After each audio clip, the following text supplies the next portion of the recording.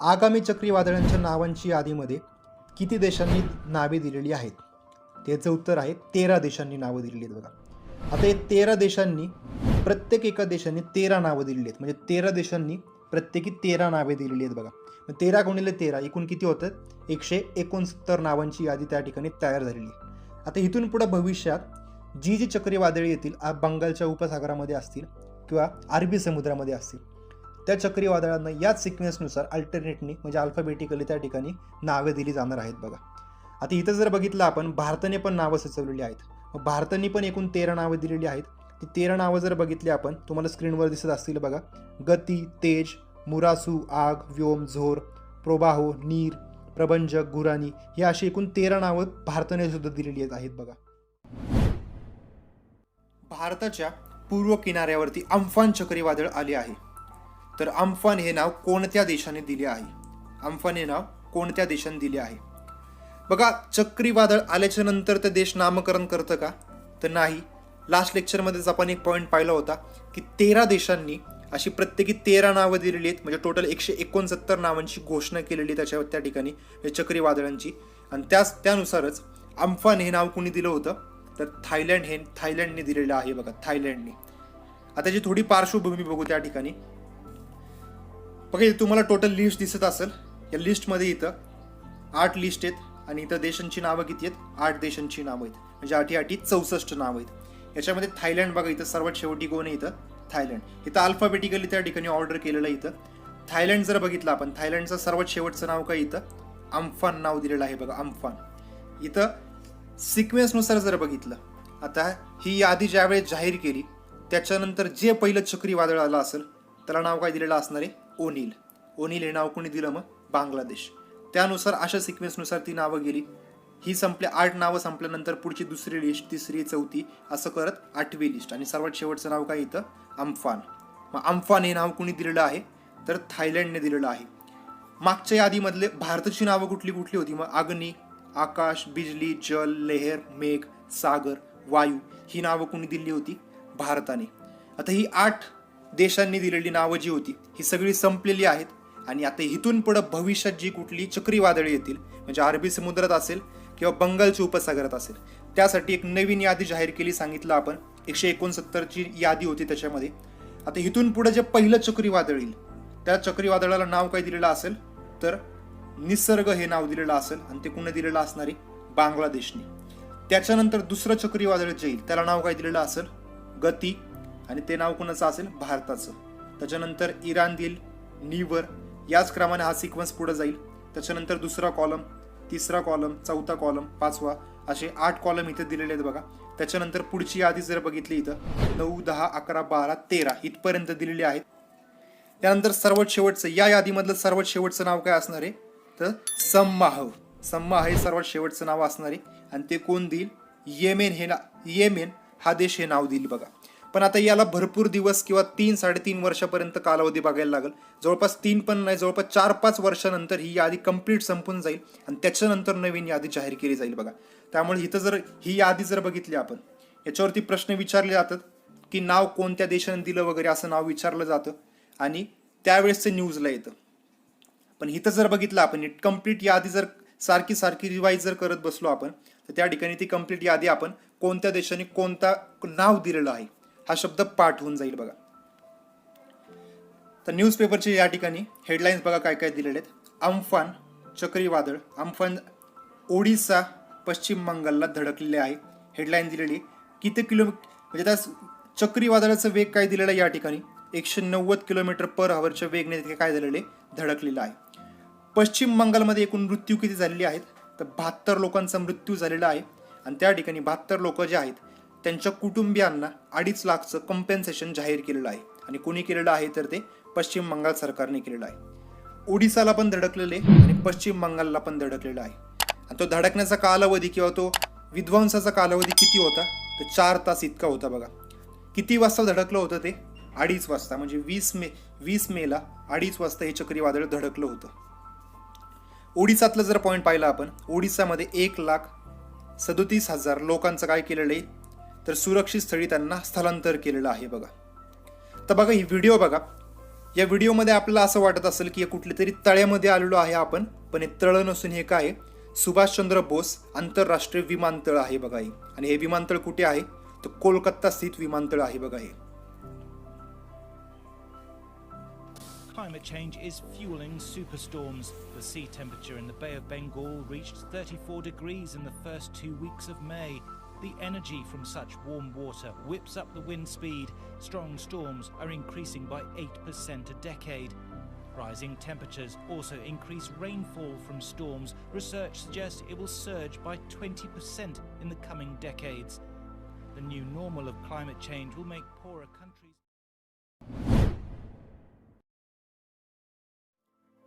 पुढचा प्रश्न, 3 जून रोजी महाराष्ट्राच्या पश्चिम किनाऱ्यावरती कोणते चक्रीवादळ धडकणार आहे? बघा मी आज व्हिडिओ रेकॉर्ड करताना 2 जून रोजी रेकॉर्ड करतोय आणि 3 जून म्हणजे उद्या एक महाराष्ट्रामध्ये चक्रीवादळ येणार आहे. ते चक्रीवादळाचं नाव विचारले, त्याचं नाव काय, तर निसर्ग हे नाव आहे. आता इथे एक पॉईंट बघा. अम्फान चक्रीवादळ जर बघितलं, अम्फान चक्रीवादळ यापूर्वीच येऊन गेलेलं आहे.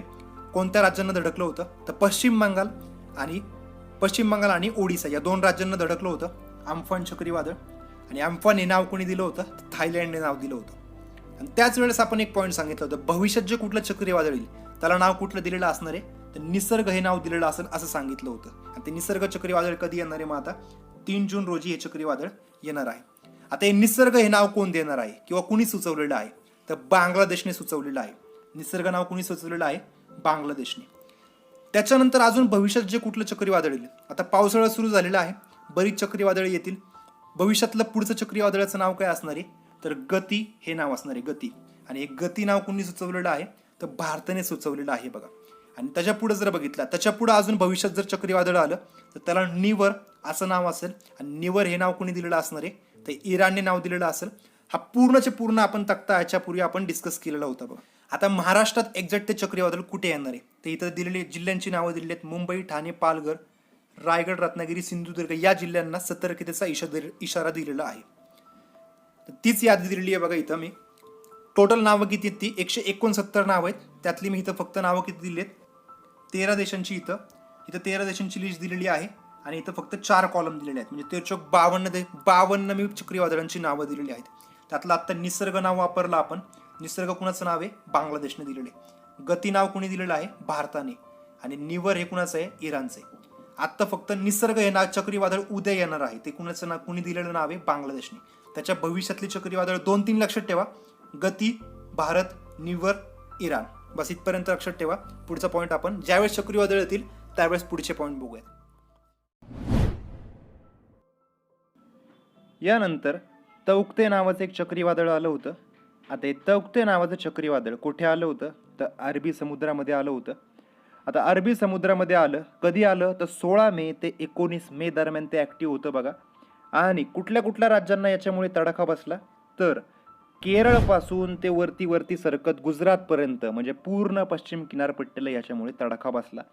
या राज्यांमध्ये म्हणजे गुजरात असेल, महाराष्ट्र असेल, गोवा असेल, कर्नाटक असेल, केरळ असेल, या राज्यांना याच्यामुळे हानी पोहोचली आहे बघा. 19 मेला याचा प्रभाव संपला. याचे काही मी फुटेज टाकलेले आहेत, ते फुटेज चेक करा काय काय सांगितलेलं याच्यामध्ये. उन्मळून पडलेली आहेत, मोठी झाडं अगदी मुळापासून उखडून पडलेली आहेत. आढावा घेतलेला आहे आमचे प्रतिनिधी वेदांत नेब यांनी. मुंबईच्या कप परेड फुलारा भागात असं आवाहन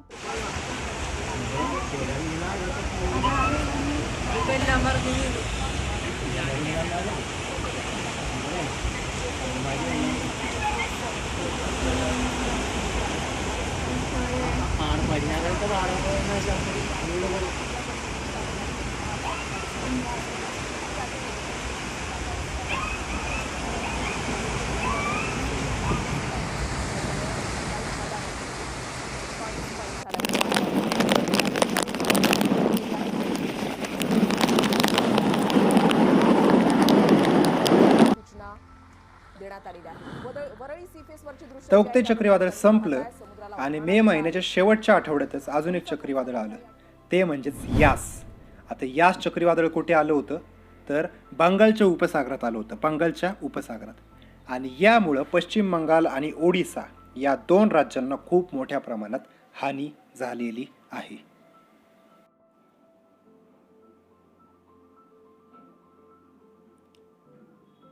आत्ता जे व्हिडिओ लेक्चर आपण बघितलेले त्याचाच मी सारांश परत घेणार आहे. फक्त एक्झाम ओरिएंटेड असेल. आत्ता जो पॉईंट पाहिला तुम्ही तो थोडासा डिटेल होता, म्हणजे त्याच्यामध्ये मी व्हिडिओ स्लाइड्स वगैरे ॲड केल्या होत्या. कशाप्रकारे सायक्लोन आलं होतं ते पॉईंट त्याच्यामध्ये ॲड केले होते. आता पॉईंट फक्त रिव्हिजन स्वरूपात बघूयात, फक्त एक्झाम ओरिएंटेड पॉईंट बघात. बघा, यापूर्वीची जे चक्रीवादळांची नावं होती ती नावं एकूण किती देशांनी दिली होती?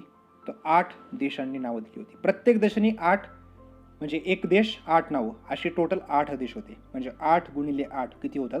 64 नावं होती यापूर्वीच्या यादीमध्ये. म्हणजे सिक्वेन्स जर बघितला तर अशा प्रकारे नावं दिली जातात. म्हणजे यादीची सुरुवात कुठून झाली, कोणत्या नावापासून? ओनिलपासून झाली. ते आता इथं असं परत खाली गेलो आपण, दुसरी यादी, तिसरी यादी, तशाच प्रकारे 8वी यादी. 8व्या यादीमध्ये सर्वात शेवटचं नाव कोणतं आहे? तर अम्फान हे सर्वात शेवटचं नाव आहे. अम्फान हे चक्रीवादळाला नाव कोणी दिलं? मग थायलंड देशाने दिलेले, थायलंड. आणि अम्फान हे चक्रीवादळ कुठे आलं होतं? तर बंगालच्या उपसागरात आलं होतं. आणि कोणत्या देशांना त्याच्यामुळे तडाखा बसला? कुठे जास्त सर्वात नुकसान झालेलं आहे? तर पश्चिम बंगाल आणि ओडिसा या 2 राज्यामध्ये सर्वात जास्त नुकसान झालेलं आहे. आता ही यादी पूर्ण संपली.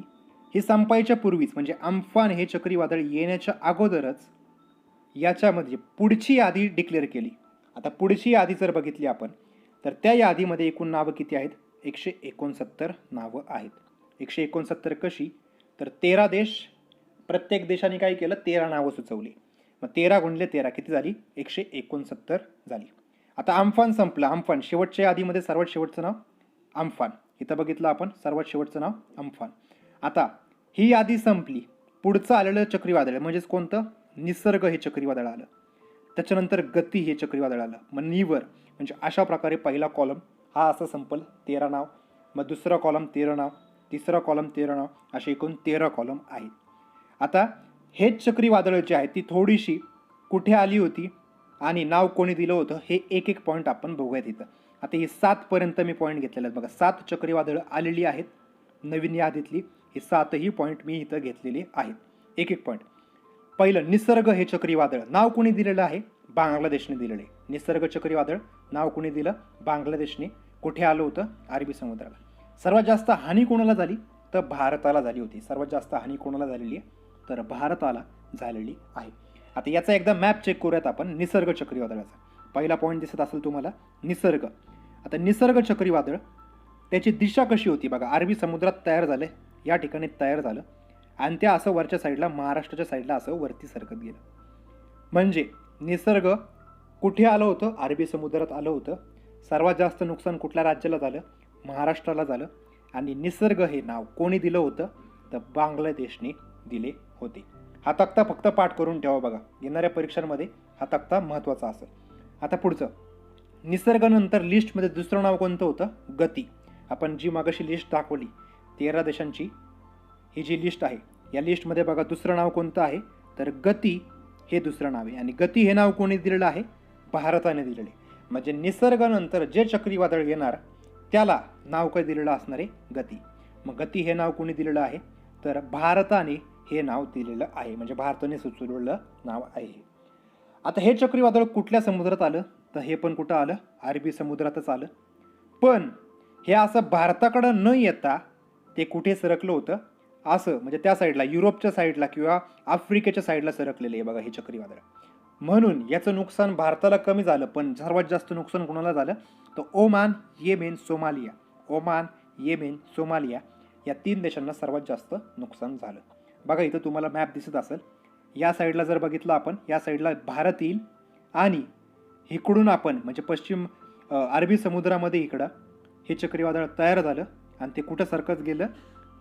पश्चिमेला सरकत गेलं. म्हणजे ओमानला सर्वात जास्त नुकसान झालं, येमेनला सर्वात जास्त नुकसान झालं, सोमालियाला सर्वात जास्त नुकसान झालं. आता निसर्ग झालं, गती पण झालं. पुढचं कुठलं आलेलं आहे? निवर हे चक्रीवादळ आलं आहे. निवर. आता निवर हे चक्रीवादळाला नाव कोणी दिलेलं आहे? इराणने नाव दिलेलं आहे. निवर इराण, निवर इराण. पाठ करून ठेवा पॉईंट. निवर हे नाव कोणी दिलं? इराणने. कुठे आलं होतं? तर बंगालच्या उपसागरात आलं होतं. बंगालच्या उपसागरात निवर हे चक्रीवादळ आलं होतं. आता याच्यामुळे सर्वात जास्त हानी कोणाला झाली? तर भारताला सर्वात जास्त हानी झालेली आहे, भारताला. आता याचा पण एकदा मॅप चेक करूयात. निवर. निवर जर बघितलं, इकडून निवरचे तयार जनरेट इथं झालं आणि ते पुढं सरकत सरकत कुठे आलं तर तमिळनाडूच्या साईडला सरकलं आणि तमिळनाडूला सर्वात जास्त याच्यामुळे काय झाली हानी झाली. भारतातल्या तमिळनाडूला सर्वात जास्त हानी झाली निवर या चक्रीवादळामुळे. आता त्याच्यानंतर 14 चक्रीवादळ म्हणजेच बुरेवी. आता बुरेवीचा पॉईंट बघूयात. बुरेवी चक्रीवादळ जे आहे हे नाव कुणी दिलेलं आहे तर मालदीवने दिलेलं आहे. याची निर्मिती सुद्धा कुठे झाली तर बंगालच्या उपसागरामध्ये झाली आणि याच्यामुळे सर्वात जास्त हानी कोणाला झाली तर भारत आणि श्रीलंका या 2 देशांना झाली. आता बुरेवीचा पण मॅप बघूयात. बुरेवी अरबी समुद्रात निर्मिती झाली आणि इथं जर बघितलं श्रीलंकेचा उत्तर भाग आणि तमिळनाडू केरळ या ठिकाणी इथं सगळ्यात जास्त हानी झालेली आहे. म्हणजे निर्मिती झाली कुठं तर बंगालच्या उपसागरात आणि ते चक्रीवादळ सरकत सरकत कुठे आलं अरबी समुद्रापर्यंत ते सरकलेलं आहे. बघा पॉईंट लक्षात ठेवा पॉईंट. आता बुरेवी झाला. आत्ता लेटेस्ट मे 2021 मध्ये कोणतं आलं होतं तौक्ते नावाचं चक्रीवादळ. त्याचा सरडा असा अर्थ होतो तौक्ते. म्यानमारच्या भाषेमध्ये त्याला काय म्हटलं जातं सरडा. आता तौक्ते हे नाव कोणी दिलं होतं म्यानमारने दिलं होतं. कुठे आलं होतं हे चक्रीवादळ तर अरबी समुद्रामध्ये आलं होतं आणि याच्यामुळे सर्वात जास्त हानी कोणत्या देशाला झाली तर भारताला झाली. तौक्ते या चक्रीवादळामुळे सर्वात जास्त हानी कोणाला झाली तर भारताला झाली. आता कशी झाली बघा. निर्मिती अरबी समुद्रात झाली. ते उत्तरेकडे सरकत गेलं आणि उत्तरेकडे सरकता सरकता हे पूर्ण कोकण किनारपट्टीला काय केलं त्यांनी हानी पोहोचवलेली आहे. सर्वात जास्त गोव्यात खूप जास्त नुकसान झालं.